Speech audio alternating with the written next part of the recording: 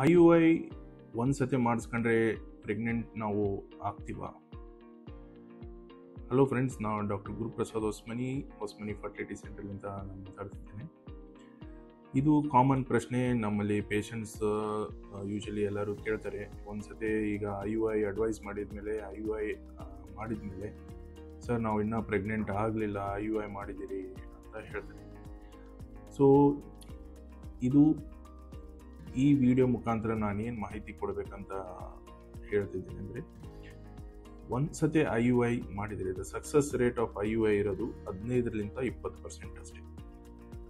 So ನಾವು ಸಕ್ಸೆಸಿವ್ಲಿ at least ನಾವು 5 ಸೈಕಲ್ವರೆಗೂ ನಾವು ಟ್ರೈ ಮಾಡ್ತೀವಿ, ಅಂದರೆ 5 ತಿಂಗಳ.